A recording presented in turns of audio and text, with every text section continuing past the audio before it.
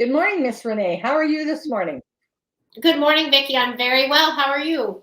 I'm good, thank you very much. You know, I keep wondering how it is I can keep looking. Now, does it look like I'm looking right at you with this thing? It does. Yeah, it's because I'm looking at the green dot, and that's just weird.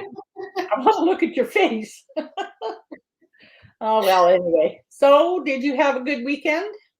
I had a great weekend. Went and Did you? visited some grandbabies and yeah. That's always a good thing.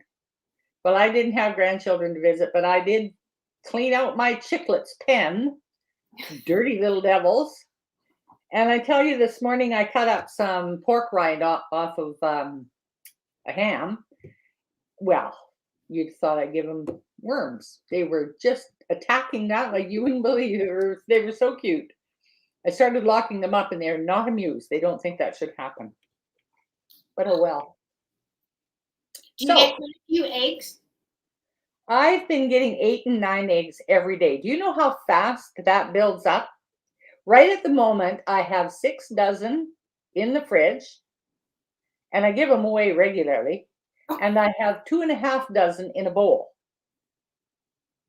And Oh, that they've slowed up. Like now, instead of getting 9 every day, I'm getting 6 one day and 8 the next day, and 6 and 8.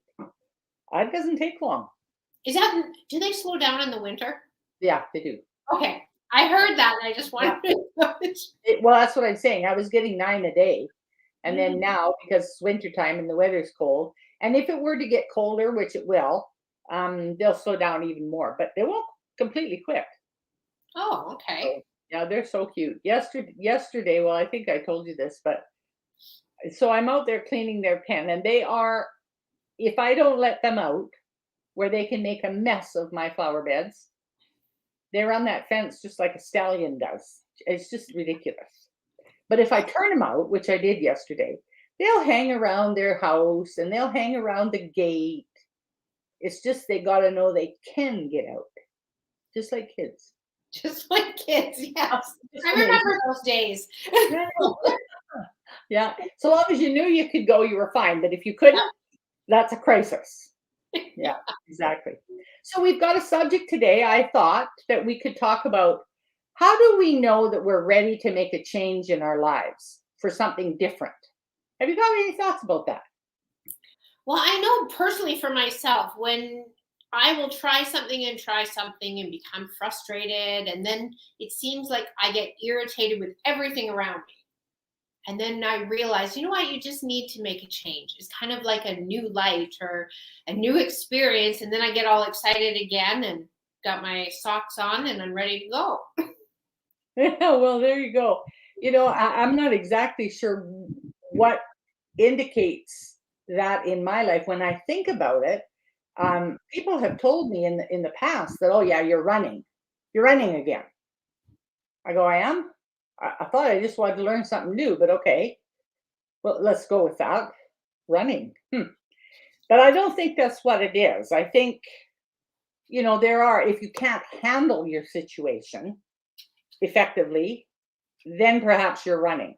But if you just got that uncomfortable feeling that something you need to do something different, or darn well you're avoiding something because you don't know how, or you're scared to take the leap, or whatever.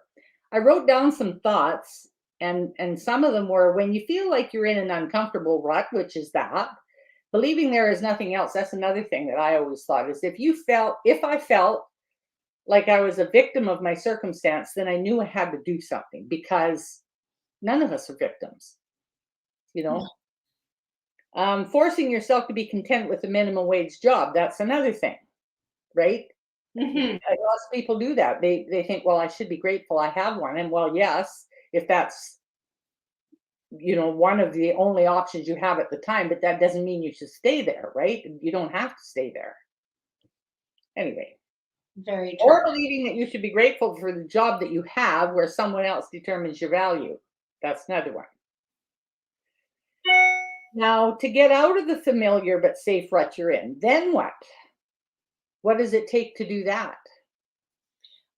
I think you need to kind of extend yourself a little bit, whether it's taking a course or getting another job just to get some experience. Sometimes, if you're looking forward because you want more, then you actually have to take a little step.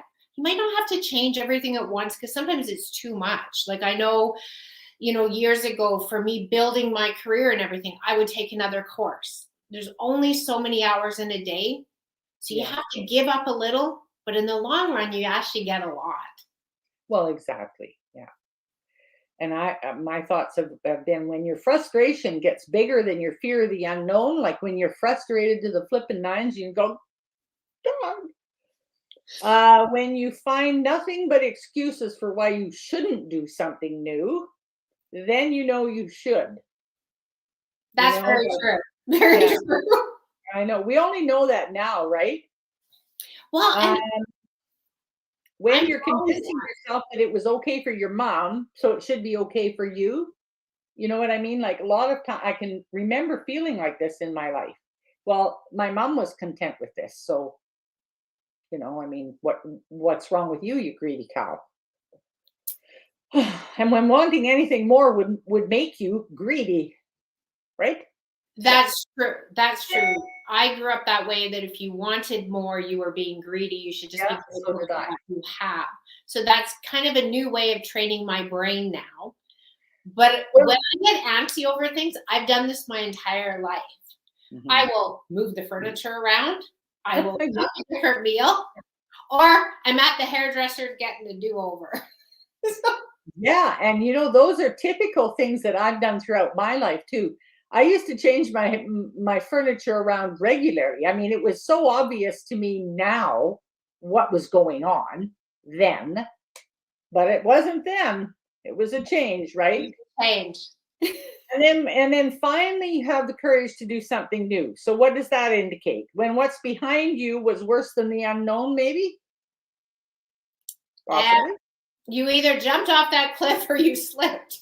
Yeah. But one way or another, you're going. Yeah. When you decide if they can do it, so can I. Like this was something that was really quite relevant for me because for so long I thought the business we're in was one of them. There's no possible way I could do that because I have no idea about computers or the internet. So fear of the unknown. When whatever your fear of less is worse than risking something new. This is the second time that I know I wrote that, but I have trouble reading it. When you believe you're worth more, and when you believe you can create the life you thought was only a dream, and when you are now willing to take that leap of faith and believe in you. And for me, that was the business that we're in, because never in my life would I have thought I would do this and love it as much as I do. So, hey, who knows? You're never too old to take a leap, right?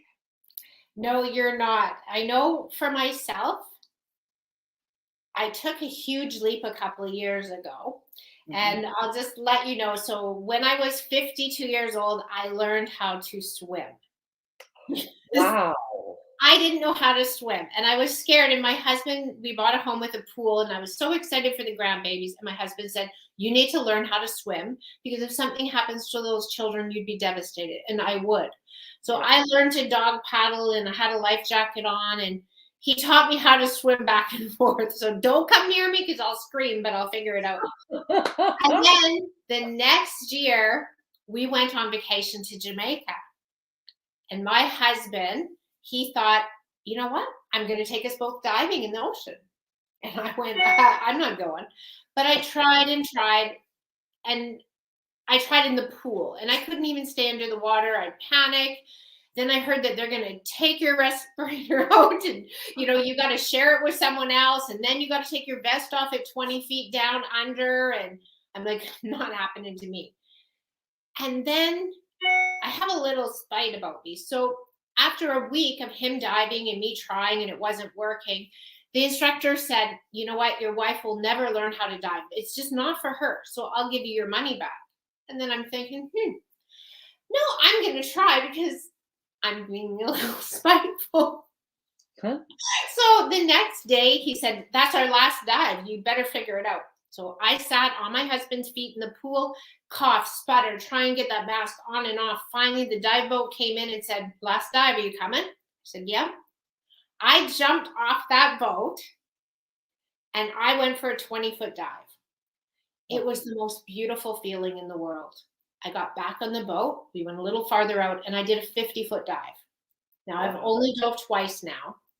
And what happened was I decided my husband loves me. He's not going to do anything to hurt me. And if the worst that's going to happen is I die. And they say drowning's not that bad. So I figured not that bad. The most beautiful thing is I'm going to have an experience that I never would have had if I didn't face my fear. And since then, I've been so much better at facing my fear. And I can't wait to go diving again. Well, I can tell you, I could talk to myself until I was blue in the face, and I have no problem somebody else being right. Not one chance in hell would that happen. That's Oh, like telling me that I would walk into a snake pit and pick up a snake. It is never going to happen. well, that would not happen to me either. No, I'm not ready to face that fear. nope. And I'm okay. You can call me whatever you like. I'm good with that. Anyway, well, that is an amazing story and good for you. Good for So, you. like you said, it had to be the point was what's in front of you or what's behind you. Are Yeah, you happy being in the middle? exactly. Yeah. Are you happy being in the middle? And I think about some of, or so many of the excuses that we use, and certainly me included. Um, and that's what it is. It's just not being willing at that point to try something new or I different. think, I think you're right. It's an excuse. Yeah. Where do you We want have to a lot of them. We have a whole lifetime. I got 71 years of them. Anyway, I'm facing the ones that are relevant, go? It's and perfect. we'll leave it at that. We'll pick another subject for next week. I don't know, people. What do you think? Have you had any, oh, I don't know, pivotal moments in your life where you've realized you need to do something different? If you have, please share them with us. We would love to hear it. I didn't Share your turn it. great experience. Yeah, do please. We'd love to know. We'd also love to know if you have any subjects you want us to discuss. We're not on here for a long time, just a good time. Anyway, have a great week, Miss Renee. We'll see you next week. You too. Bye bye. Thanks for Bye, joining. guys.